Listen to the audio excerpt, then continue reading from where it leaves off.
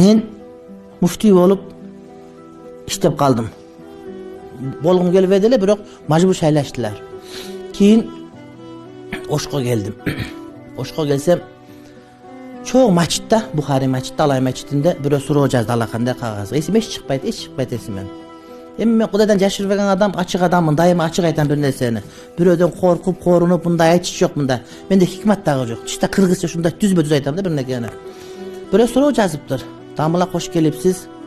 Биз эшиктебиз, атаңыз арак ичеткен сиздики деди. Атам эмилгери ичпеген ким бар экен, ичип жүргөн, бирок ажыга барып келди, башка намаз окуйт, альхамдулилла. Мен багымдатка мектепке бара албай калышым мүмкүн, бирок атам эчтен калбайт багымдатта. Мектепте өмүр бою директор, азыр да директор болуп иштейт. Эми пенсияга чыкты, мугалим, математик мугалим. Атаңыз арак ичип жүрөт экен го деди.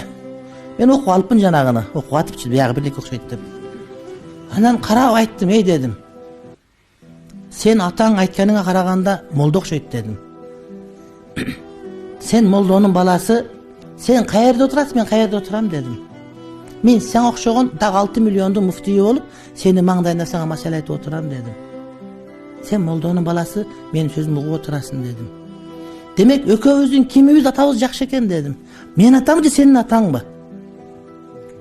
Эгер ошо менен амалга мурдагы болгон тарыхыңа сактана турган болсоң, сен оолия болуп кетип азыр учуп жүргөн болушуң керек, жерге конбой.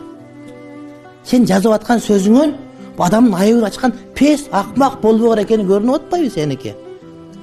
Ошол сыяктуу сен жакшысын эстүүсүн. Туура мурда ууру болгон, кембагал болгон, жарыбаган бирөө сага даават айтып аткан болсо, демек сен өтүп кетиптир, урматтуу бир тууганым.